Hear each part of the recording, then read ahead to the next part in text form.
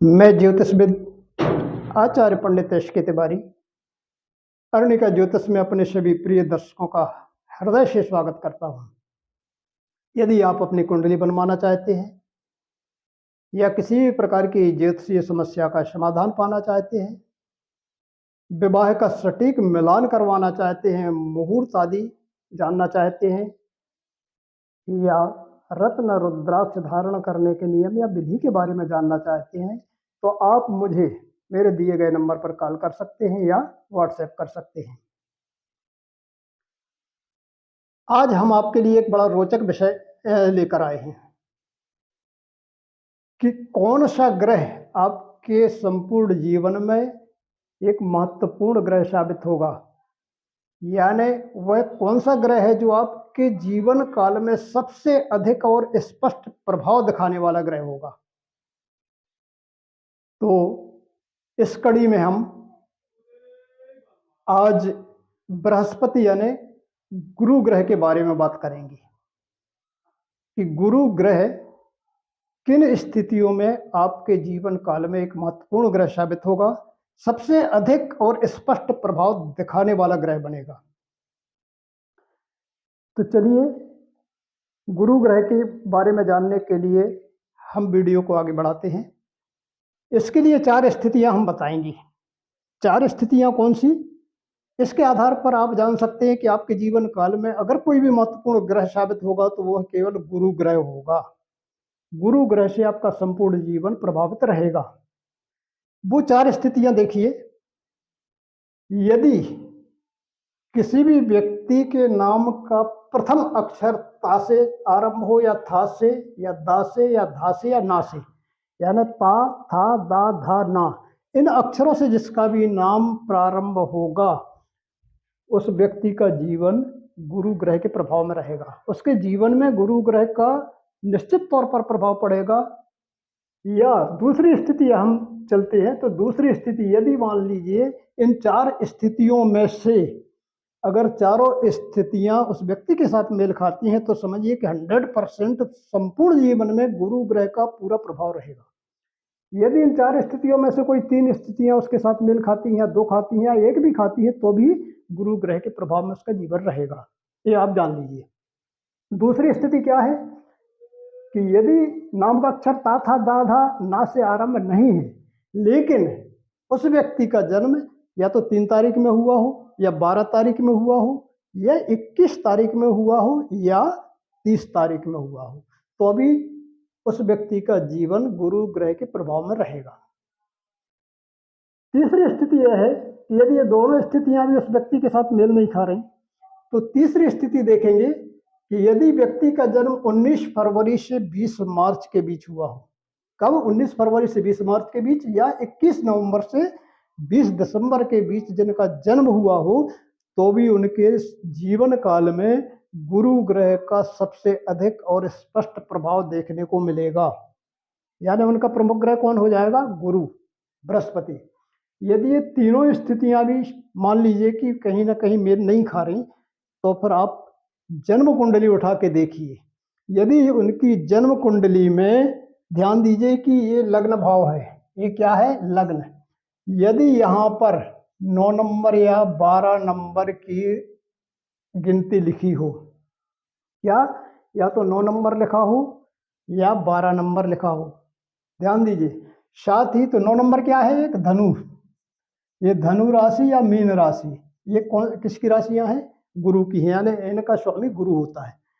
तो लग्न भाव में यदि 9 नंबर या 12 नंबर लिखा हो, साथ ही गुरु जो है ये 5 नंबर कहलाता है, तो यहाँ बैठा हो या 7वें भाव में बैठा हो, यहाँ बैठा हो या 9वें भाव में यहाँ बैठा हो।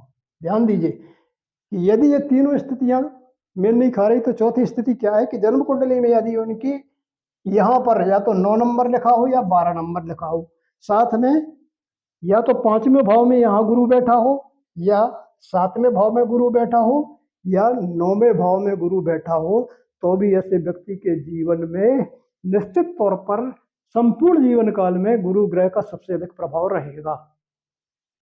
अब हम गुरु के फलादेश पर चलते हैं कि ऐसे व्यक्ति उसकी जन्म कुंडली में जो मैं फलादेश बताने जा रहा हूँ, यदि वह योग बन रहे हैं तो निश्चित तौर पर वह उस पर गुरु का संपूर्ण प्रभाव पड़ने वाला है। लेकिन अन्य व्यक्तियों के जीवन में भी जो मैं फलादेश बता रहा हूँ, कहीं ना कहीं गुरु का प्रभाव तो रहेगा, लेकिन अगर इससे संबंधित वो व्यक्ति है, इन स्थितियों से संबंधित, तो निश्चित तौर पर जो फलादेश में बताने जा रहा हूँ उनके जीवन में वो निश्चित तौर पर घटित होगा। तो चलिए हम वीडियो को आगे बढ़ाते हैं। अब हम चलते हैं कि देखिए, गुरु धन का कारक माना गया है। गुरु धन का कारक, नैसर्गिक कारक ग्रह माना जाता है। यदि गुरु द्वितीय भाव, ये दूसरा भाव है, 11वां भाव है, यदि इनका स्वामी है, इनका स्वामी कब बनेगा? मान लीजिए यहाँ मीन राशि है, यानी 12 नंबर की राशि लिखी है, तो यहाँ लग्न हो जाएगी 11। तो यहाँ मीन राशि आएगी तो 11वें भाव में कौन सी आ जाएगी? गुरु की धनु राशि आ गई। यानी गुरु बन गया द्वितीयेश और लाभेश। यानी यदि गुरु दूसरे भाव का स्वामी या 11वें भाव का स्वामी बनता है, यानी धनेश और लाभेश दोनों बनता है, और साथ में वह गुरु कहाँ बैठा हो? 9वें भाव में, भाग्य भाव में। ये भाग्य भाव माना जाता है 9वां भाव। यदि कुंडली में यह योग है कि यानी गुरु द्वितीय और लाभ भाव का स्वामी होकर 9वां भाव, भाग्य भाव में बैठा है, तो ऐसे व्यक्तियों के लिए गुरु बहुत शुभ प्रभाव देने वाला बन जाएगा, क्योंकि भाग्य भाव में बैठा हुआ गुरु भाग्य में बढ़ोतरी करेगा, भाग्य में वृद्धि देगा, कदम कदम पर भाग्य साथ देगा। साथ में वो लाभ भाव का भी स्वामी है। लाभ भाव आय का भाव है, आय में वृद्धि कराने वाला रहेगा। इच्छा का भाव है, इच्छाओं की पूर्ति कराने वाला रहेगा। कहीं ना कहीं से लाभ भी उसको हमेशा मिलता रहेगा, और साथ में वो धन भाव का भी स्वामी बनता है, तो उसके धन में भी वृद्धि होगी, धन की भरपूर बचत कराने वाला रहेगा। यानी भाग्य, सुख, धन, इन तीनों की वृद्धि कराने वाला बन जाएगा, यदि यह योग यानी गुरु लाभेश और धनेश होकर इस 9 यानी भाग्य भाव में बैठा है। तो अगला पॉइंट यह है कि देखिए, गुरु सुख, सुविधा और संपन्नता देने वाला भी ग्रह माना गया है। क्या है? सुख, सुविधा और संपन्नता देने वाला ग्रह भी माना जाता है। यदि गुरु चतुर्थेश हो, अब चतुर्थेश यानी चौथे भाव का स्वामी बन रहा हो, तो चौथे भाव का स्वामी कब बनेगा? या तो यहाँ धनु लग्न हो, यानी यहाँ 9 नंबर की लग्न है, तो 9, 10, 11, 12, तो यहाँ कौन सी आ जाएगी? 12 नंबर राशि, यानी मीन लग्न। मीन का स्वामी गुरु होता तो चतुर्थेश कौन बन गया? गुरु। या धनु लग्न में चतुर्थेश कौन बनता है? गुरु बनता है। या यहाँ कन्या लग्न आ जाए, यानी यहाँ अगर 6 नंबर की राशि आ जाए, तो 6, 7, 8, 9, तो यहाँ कौन सी बन जाएगी? चौथे भाव में 9वीं राशि धनु, तो भी धनु का स्वामी कौन होता? गुरु। तो भी धनु राशि का स्वामी गुरु, यानी चतुर्थेश कौन बन गया? गुरु। यदि गुरु चतुर्थेश होकर बलवान हो, यानी या तो गुरु यहीं बैठा हो तो अपनी राशि में बैठा है, या कहीं गुरु कर्क राशि में बैठा हो 4 नंबर की राशि में, तो भी वो उच्च का होकर बलवान होगा। या इस गुरु पर शुभ ग्रहों की दृष्टि हो, चंद्र की दृष्टि पड़ जाए, मान लीजिए चंद्रमा यहाँ बैठा है तो 7वीं दृष्टि पड़ गई है, या मान लो उच्च के सूर्य की दृष्टि पड़ जाए, मान लो सूर्य उच्च का कहाँ होता है? मेष राशि में। कहीं 1 नंबर की राशि में सूर्य बैठा और उसकी दृष्टि गुरु पर पड़ रही हो, या गुरु कहीं भी बैठा हो, या तो यहाँ बैठा हो या कहीं भी बैठा हो, और उसके ऊपर शुभ ग्रहों की दृष्टि हो, तो निश्चित तौर पर वो बलवान हो जाएगा। तो पहला योग तो यह हुआ। दूसरा योग ये है कि यदि चतुर्थेश यानी जो चौथे भाव में कोई भी राशि हो, चौथे भाव में, ये चौथा भाव है, यहाँ कोई भी राशि हो, तो उसके स्वामी पर भी गुरु की दृष्टि पड़ रही हो, और साथ में चौथे भाव पर भी पड़ रही हो। ये किस स्थिति में होगा? सपोज कीजिए कि यहाँ हम लेते हैं, चौथा भाव है, घर है, यहाँ पर सिंह राशि है, यानी 5 नंबर की राशि है चौथे भाव में। 5 नंबर की राशि का स्वामी कौन बनेगा? सूर्य बनेगा। अब ध्यान दीजिए कि सूर्य, यदि हम मानते हैं कि सूर्य यहां बैठ गया है, ठीक है, सूर्य कहां बैठा है, अब यहाँ 5 नंबर की राशि आएगी तो लग्न कौन सी आ जाएगी, यहाँ 1 नंबर की ये लग्न बन जाएगी।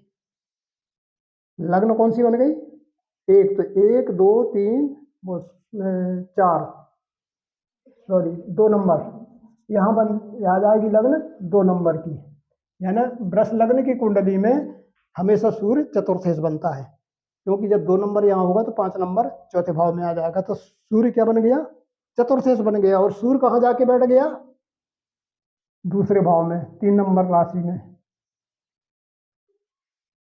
अब चतुर्थेश सूर्य बन गया, और सूर्य कहाँ बैठा है, मान लीजिए धन भाव में बैठा है।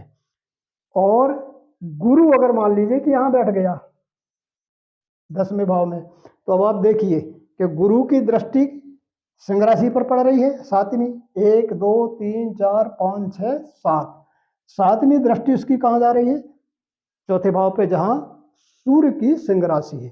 साथ में गुरु की दृष्टि इस चतुर्थ भाव के स्वामी सूर्य पर भी पड़ रही है, 1 2 3 4 5, 5वीं दृष्टि कहाँ पड़ेगी, सूर्य पर भी पड़ रही है। यानी गुरु की दृष्टि चौथे भाव पर भी पड़ रही है, और चौथे भाव के स्वामी सूर्य पर भी पड़ रही है, क्योंकि गुरु की 3 दृष्टियां होती है, 5वीं 7वीं और 9वीं, तो 5वीं दृष्टि यहाँ पड़ रही है। यदि यह योग बनता है कि या तो चतुर्थेश होकर, चौथे भाव का स्वामी होकर गुरु बलवान हो, शुभ दृष्ट हो, या चौथे भाव में जो भी राशि हो उसका स्वामी जहां भी बैठा हो उस पर गुरु की दृष्टि हो, और चौथे भाव पर गुरु की दृष्टि हो। यदि ये दोनों योग में से कोई भी योग बन जाता है, तो भी ऐसा गुरु ऐसे व्यक्तियों के लिए बहुत शुभ हो जाता है, शुभ फलकारक हो जाएगा। यानी यह पारिवारिक जीवन को पूरी तरह सुखी बनाता है, संपन्नता देने वाला बन जाता है, किसी भी प्रकार का अभाव उसके जीवन में नहीं आने देता। किन स्थितियों में, कि यदि गुरु या तो चौथे भाव का स्वामी होकर बलवान हो, या चौथे भाव में जो भी राशि हो उस चौथे भाव पर भी गुरु की दृष्टि हो, और चौथे भाव के स्वामी पर भी अगर गुरु की दृष्टि है, तो ये बहुत अच्छा योग बना देता है गुरु। कभी भी उसके जीवन में अभाव नहीं आने देता, हमेशा पारिवारिक जीवन उसका सुखी रहता है, संपन्न रहता है। तीसरे पॉइंट पर अगर हम चलें कि अगर पंचम भाव, ये 5वां भाव देखिए, पंचम भाव में जो भी राशि होगी और पंचमेश यानी 5वें भाव में जो भी राशि होगी उसका स्वामी पंचमेश कहलाएगा। तो 5वें भाव या पंचमेश से भी अगर गुरु की कहीं ना कहीं दृष्टि या युति पड़ रही हो, तो सपोज कीजिए कि पंचम भाव में मान लीजिए, अब ध्यान दीजिए कि हम यहाँ मान लो 1 नंबर लिख दे रहे हैं उदाहरण के लिए, ये 1 नंबर लिखा है। 1 नंबर क्या है, मेष राशि। मेष राशि का स्वामी कौन होता है, सूर्य। मेष राशि का स्वामी कौन होता है, वो मंगल, सॉरी, मेष राशि का स्वामी हो गया मंगल। अब आप ध्यान दीजिए कि इसका स्वामी मंगल मान लीजिए यहां बैठ गया, कहाँ, 9वें भाव, ये 9वां भाव है, मेष वृष मिथुन कर्क सिंह राशि में, यानी सूर्य के घर में बैठ गया, ठीक है। अब आप देखेंगे कि पंचम भाव का स्वामी कौन बन गया, मंगल। पंचमेश कहाँ बैठ गया मंगल, 9वें भाव में। अब यदि गुरु की दृष्टि पंचम भाव पर हो, या पंचमेश पर हो, या पंचमेश के साथ में बैठा हो कहीं, ध्यान दीजिए। तो अब कब कैसी स्थिति बनेगी, तो हम यहाँ मान लीजिए कि लग्न में गुरु बैठा है, ध्यान दीजिए, लग्न में अगर गुरु बैठा है, पंचम भाव में मेष राशि है, उसका स्वामी मंगल 9वें भाव में बैठा है, तो गुरु की दृष्टि पंचम भाव पर भी पड़ेगी और 9वां भाव यानी पंचमेश पर भी पड़ेगी। कैसे, 1 2 3 4 5, 5वीं दृष्टि कहाँ पड़ गई, पंचम भाव पर यानी मेष राशि पर, और 6 7 8 9, 9वीं दृष्टि पड़ गई उसकी पंचमेश मंगल पर, क्योंकि मंगल पंचमेश यहाँ बैठा है। तो गुरु की 5वें भाव पर भी दृष्टि है और पंचमेश पर भी दृष्टि है यहाँ से। तो जहाँ भी, यानी सीधा इसका अर्थ यह है कि यदि गुरु का संबंध पंचम भाव से हो और पंचम भाव के स्वामी से कैसे भी बन रहा हो, दृष्टि से या उसके साथ में होकर बैठ रहा हो, या मान लो इसके साथ में गुरु बैठ जाए तो पंचमेश के साथ युति हो गई। या पंचम भाव पर दृष्टि हो या पंचमेश पर दृष्टि हो या पंचमेश के साथ में अगर गुरु है तो भी गुरु शुभ फल देने वाला होगा। और पंचम भाव क्या है? संतान का भाव है। इसका तात्पर्य यह है कि यह स्थिति है अगर कि पंचम भाव और पंचमेश पर गुरु की दृष्टि या युति से संबंध है तो उसकी जो संतान होगी निश्चित तौर पर वह सदाचारी होगी, आज्ञाकारी रहेगी। यानी सदाचारी पुत्र मिलेगा उसको, आज्ञाकारी पुत्र मिलेगा, अपने पिता का नाम रोशन करने वाला रहेगा। यदि अगर गुरु किसी प्रकार से बकरी भी हो जाए या मान लो पांचवा भाव या पंचमेश पीड़ित भी हो जाए, पाप पीड़ित भी हो, इस पर पाप दृष्टि भी पड़ जाए तो भी कोई फर्क नहीं पड़ेगा। लेकिन अगर गुरु बकरी है और पंचमेश पीड़ित भी है तो भी उसको पुत्र सुख का योग बनेगा, उसको पुत्र सुख मिलेगा ही। ये गुरु का एक शुभ प्रभाव उसके जीवन पर, उसकी संतान पर पड़ेगा। चौथे, अब देखिए हम चौथे पॉइंट पर चलते हैं कि यदि मान लो यहाँ पर मानते हैं कि वृष लग्न है, उदाहरण के तौर पर यहाँ 2 नंबर जो पहले थी तो 2 नंबर की राशि लिखी, तो ये क्या हो गया 2 नंबर यानी वृषभ लग्न की कुंडली हो गई। किसी की कुंडली में अगर यहाँ 2 नंबर लिखा है तो वो वृषभ लग्न की हो जाएगी। तो वृषभ लग्न की कुंडली में गुरु क्या बन जाएगा? देखो 2 3 4 5 6 7 8 9, यहाँ पे कौन सी राशि आ जाएगी? धनु, यानी अष्टम भाव का स्वामी बन गया। गुरु क्या बन जाएगा? क्योंकि अगर वृषभ लग्न की कुंडली होगी तो 8वें भाव में 9वें नंबर की राशि यानी धनु राशि आएगी। यानी धनु राशि, इसका मतलब है गुरु अष्टम भाव के, अष्टम भाव में जो भी राशि है उसका स्वामी बन गया। तो गुरु को क्या हो गया जी? अष्टमेश बन गया। और साथ में 9 नंबर की राशि यहाँ आ गई तो 9 10 11 10 11 12 और यहाँ आ जाएगी उसकी मीन राशि। तो गुरु क्या बन जाता है? अष्टमेश और लाभेश। यानी वृषभ लग्न की कुंडली में गुरु अष्टमेश बनता है और लाभेश यानी 8वें भाव का स्वामी भी बनता है और 11वें भाव का स्वामी बनता है। तो यदि गुरु अष्टमेश और लाभेश है यानी 8वें भाव का भी स्वामी है और साथ में 11वें भाव का भी स्वामी बनता है गुरु, ऐसी स्थिति में क्या होगा कि वो व्यक्ति अगर गुरु अष्टमेश और लाभेश दोनों बन रहा है तो ऐसे व्यक्ति को राजस्व विभाग में या इनकम टैक्स डिपार्टमेंट में नौकरी के योग प्राप्त हो जाएंगे। ये ध्यान दीजिए कि अगर गुरु अष्टमेश और लाभेश दोनों बनता है, अष्टमेश और लाभेश दोनों बनता है तो उस व्यक्ति को राजस्व विभाग या इनकम टैक्स डिपार्टमेंट में नौकरी का योग प्राप्त हो सकता है। ये ध्यान दीजिए आप। अगले पॉइंट पर हम चलते हैं कि दूसरे भाव। अब दूसरा भाव क्या है? जे। इस दूसरे भाव के स्वामी को क्या कहलाता है? धनेश कहलाता है। यानी दूसरे भाव में जो भी राशि होगी उसका स्वामी क्या कहलाएगा? धनेश, यानी धन भाव का स्वामी। ये दूसरा भाव धन भाव माना जाता है, धनेश।